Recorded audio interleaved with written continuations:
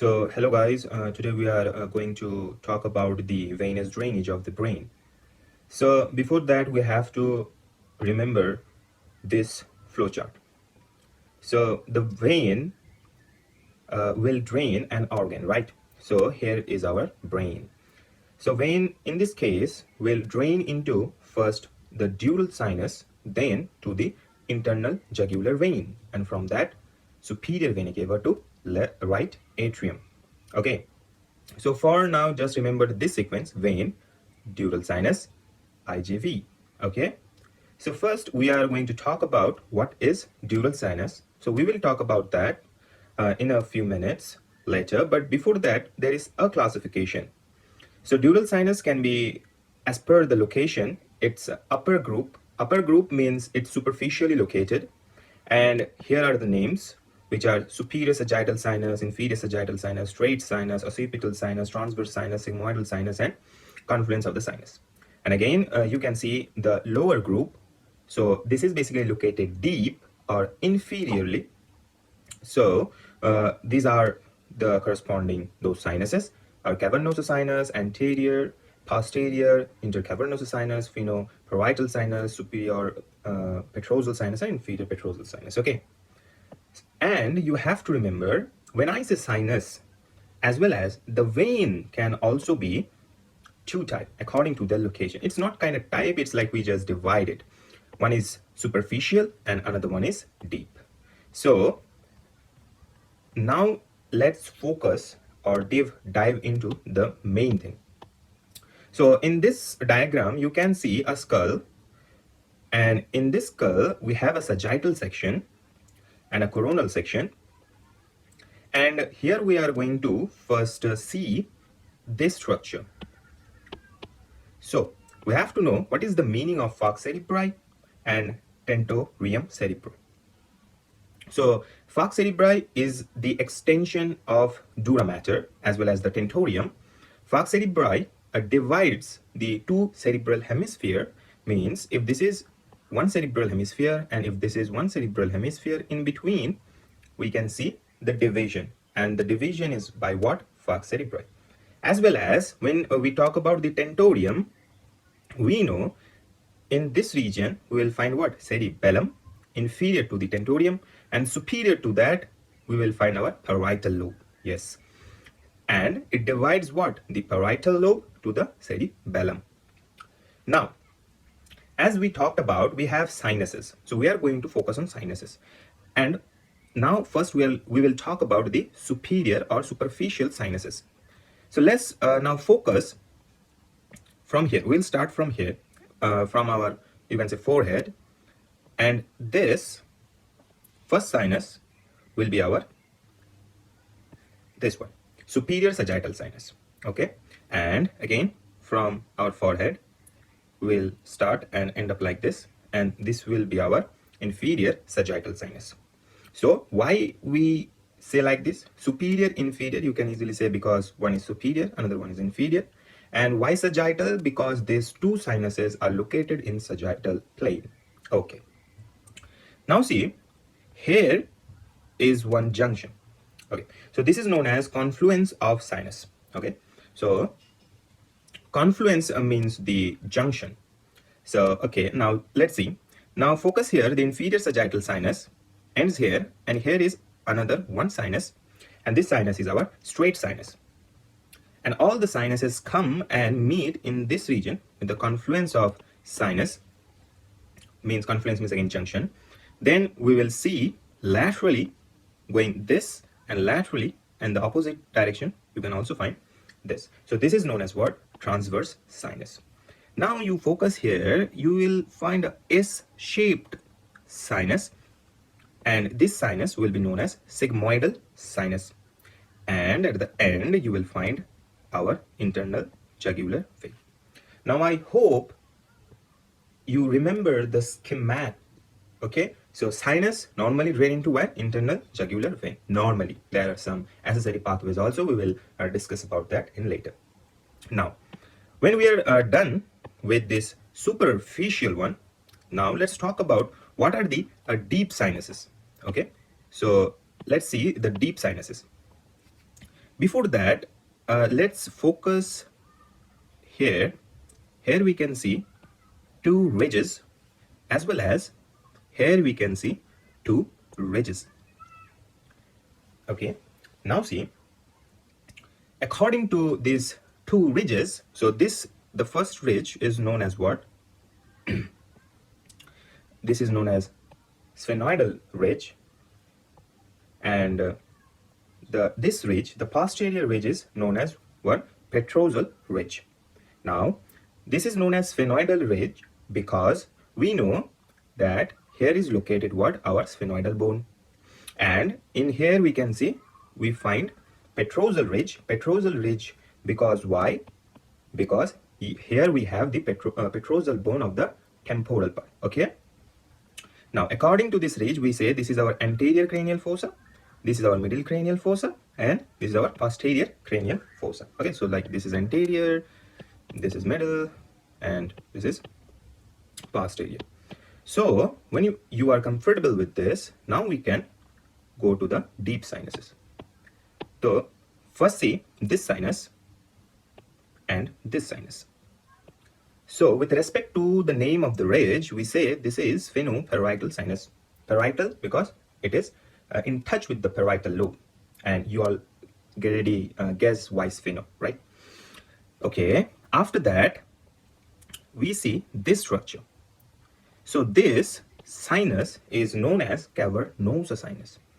Cavernous sinus. And here you see anteriorly to curve, right? Okay, so this is our anterior intercavernous sinus, and this is our posterior intercavernous sinus. Okay, now you see this web-like structure. It is the continuation of the cavernous sinus, and this web-like structure is known as basilar plexus. So this is known as basilar plexus. Okay, now see this first part, just going parallel to the petrosal ridge, and this is known as what? Superior petrosal sinus. So again, this is, so inferior to the superior petrosal sinus, we will find what? Yes, inferior petrosal sinus. So yes, this is the deep and superficial sinuses you have to know. Now you know the sinuses. Now we have to know, again, sinuses will be, in the end of the day, sinuses will be into where? Yes, internal jugular vein. Now we are left with what? Now we are left with our veins. Okay, so before we talked about our vein, we have to talk about this structure. So now let's focus here. So we say this is what? This is scalp. So what is scalp? So you know the skin. This is like kind of your hair and the subcutaneous skin part. Then you have this part. This is the bony part, our cranial bones. Then you will find meninges up to this. Then you will find our brain. Okay, now let's see. So first, so there is nothing to talk about our scalp. We will just go directly to our cranial bone. So we normally say there is compact bone and spongy bone. For an instance, if this is a bone, so normally we say this outer portion are compact bone, and in the between we find the spongy bone. Same concept applies here. Focus in this outer part of the bone. Those are compact, and the name is outer table and inner table. And see here in the between we say spongy type, but here we name as a diploid bone. Okay, now in the diploid we see some veins, and those veins are named as diploid veins. Okay, now the very most important thing, meninges. Now focus here. So this is our dura mater. Okay, this is our dura mater. Now you see this dura mater has bifurced like this. Okay, this dura mater has bifurced like this. The part which is attached or near to the bone, we say this is our periosteal dura mater, and this part which is in contact with arachnoid matter, we say this is our meningeal dura mater. Okay, and in between here we can find a space, and this space is known as dural space or dural sinus. Yes, now see, here we can find a very beautiful structure. Yes, this is the sinus. Yeah, all the sinus I just talked about, all the superior and inferior, okay, all the transverse, all the sagittal, this is all those sinuses location. Now you see, when I say the falx cerebri, I saw that it is the extension of dura mater. Now you can easily appreciate in this diagram. Okay, now when you know the location of the sinuses, there is one important concept you have to remember. This is known as emissary veins. What is this? Now you know, here we can find a diploic vein. Now if the diploic vein connects this portion, this sinus, to the scalp vein, now for the extracranial scalp vein, so what can happen? For an instance, think infection has occurred in the scalp. Now here is a bacteria. Now this bacteria can go into this sinus, and it will, if this happens, what will occur? Sinusitis. Yes, that's a big problem. So this is the concept you have to remember here. Now let's move forward. So now we are going to focus on veins. As I told, vein can be superficial and deep, such as the sinuses. So first we are going to talk about the superficial veins, and here we are seeing the superficial cerebral veins. Before we go there, let's organize ourselves. We know this structure is what? Superior sagittal sinus. Here is our confluence of sinus. Here is our transverse sinus. Here is our sigmoidal sinus. Here is our internal jugular vein. And here you can see the occipital sinus. Okay. You guys know this one. What we don't know till now? Okay, let's see. Here you can find a vein. And this vein is known as our superficial middle cerebral vein. This one. Superficial middle cerebral vein. Okay. Now, you see, we are arranged now. We are going to drain our cortex into the sinuses. Now focus, these small veins are going where? To our superior sagittal sinus. And the direction of the vein is upward. That's why we say it is a superficial ascending, because it is going up, ascending cerebral vein. Now, let's focus here, the small veins, so again, remember, these veins are actually going to our transverse sinus. Okay, so like if you extend the transverse sinus, it is draining to the transverse sinus. Now, so these veins are draining downward or descending. So we say these veins are what? So these veins are what? Superficial descending cerebral veins. So we have the concept of ascending and descending superficial cerebral veins. Now come to here, this superficial middle cerebral vein. Now you see that the veins are directing like this. Yes, so these are all collectively known as superficial middle cerebral veins. Okay, now we will find, now focus in the inferior bottom side. I wrote down anastomosis. We will find two anastomosis. Okay, so now come in the diagram. Here you can find this anastomosis, and this anastomosis is known as superior anastomosing vein, and this one is known as inferior anastomosing vein. Okay, so we are now, if you focus in this diagram, you can easily appreciate which particular part of the brain is getting drained, because you know this is frontal, this is parietal, this is occipital, this is temporal. So I don't think it is very hard for you to say which part of the brain is draining by which vein, right? Okay, now let's move forward. Okay, so here you can see a sagittal view, and we are going to focus in the medial aspect. In the previous diagram, we were focusing on the lateral aspect. So definitely you see this is the lateral aspect of the brain, and this is the medial aspect of the brain. Okay, so first we will go what we know. So we know this structure. So this structure is superior sagittal sinus. This is confluence of the sinus. This is our transverse sinus. And you got, okay, now let's do, okay, if, now see, this one is our, what? You guys are intelligent. You can say this. This is our inferior sagittal sinus, right? Yes. So inferior sagittal sinus, and you, okay, now this is our straight sinus. This is our straight sinus. So I talked about this earlier. Now focus here. So here you can see this part is known as great cerebral vein. Okay, sinuses is done. Now vein. This is known as what? Great cerebral vein. Now great cerebral vein. Okay, now focus here. So first there is one vein is coming like this into the great cerebral vein. And there is another vein is coming from superiorly like this into the great cerebral vein or vein of Galen. So this vein is our deep cerebral vein, or we say this is our internal cerebral vein. So this is our internal cerebral vein, and this vein is our what? Basilar vein. Okay, so this basilar vein or basal vein, if you see, this is our pons, this is our medulla oblongata, and this is our midbrain. So this vein, basilar vein, actually runs lateral to the midbrain. Now if I draw a mini diagram here, you can easily appreciate that if this is an anterior view, so the vein is coming like this. Okay, so draining like laterally, it is going laterally like this.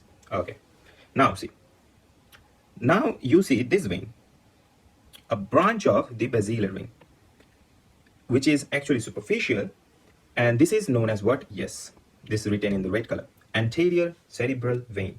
So this is our anterior cerebral vein. You can find a deep branch, which is actually deep middle cerebral vein, but it is not shown here because it is a deep structure. We will talk the deep structure later. So till now, you can easily visualize this thing.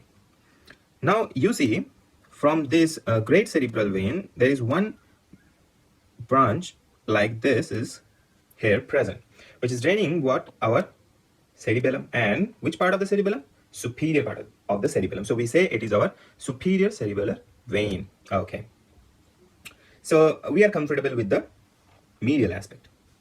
Now let's see here we can we are going to talk about the basal cerebral venous system. I just previously talked about the basal vein in a medial aspect. We are going to now focus in the deep branches. Now you see, try to remember, first go to basics. So this aspect is what? This aspect is inferior. So we are looking the brain from the bottom side. So if I say this is what? This is our middle, this is our straight sinus. If I say this is our straight sinus, and it comes to the confluence of the sinus, and here we can see the transverse sinus. Okay, now you guys already know that from here we find what? The inferior sagittal sinus, and if it is continuous with this great cerebral vein, so again, so great cerebral vein, inferior sagittal sinus coming together, forming this straight sinus, draining into the confluence in sinus, and you know, after that. Now what we have to focus here, again, this is what? This is our midbrain. It written here cerebral peduncle, also known as midbrain. Okay, so in short, now you see, okay, now you see this basilar vein from here, this basilar vein are located lateral to this midbrain. Okay, lateral to this midbrain. So this is our basilar vein. Now you see two veins are coming like this. So one veins from lateral here, one veins from laterally here, and this vein is known as deep middle cerebral vein. You guys already know what is the superficial middle cerebral vein. Okay, now you can see another vein is coming like this, and again from the opposite side also, and this vein is known as what? Anterior cerebral vein. Okay, now you can see an anastomosis here. So it is known as what? Anterior communicating vein. Okay, now you can guys easily appreciate which part of the brain this basilar is going to drain, right? So you can easily appreciate all the structure present at the level of midbrain. Okay, it is going to drain, and in later I will tell about the more branches about this. So we are now only seeing the superficial one. Okay, so here is a good summary. You guys can easily now appreciate. This is our lateral view. Okay, so in this lateral view, let's see. Let's try to draw. So all the veins are draining like upward direction. So we say this is what? Ascending cerebral veins. Definitely superficial. These are what? Draining downward, as discussed previous. So we will say these are all descending cerebral veins. Again, superficial. And it is located in middle. So we will say, okay, this is our superficial middle cerebral vein. Clara? Now here we are going to see the medial aspect. In the medial aspect, you see this portion is drained like up, so it will be ascending cerebral veins, definitely superficial. Now you see this part is going down, so it will be what? Descending cerebral veins. Now this part is middle, so middle cerebral veins. And always, so you know, these corpus callosum like structures, these thalamus like structures, these are all what? Internal type of structures, right? Or we can say the center of the brain. And remember, the center of the brain are drained by basilar veins. Now this is our inferior view. In inferior view, you can easily appreciate. Again, we'll make a center. Again, now we will make these levels. I already told, center always basilar vein. Anteriorly we will see ascending, posteriorly we will see descending, and middle is for middle cerebral veins. It's easy. Okay, and I don't think I have to tell which is parietal lobe, which is temporal lobe, right? I think you guys are intelligent enough to crack this one.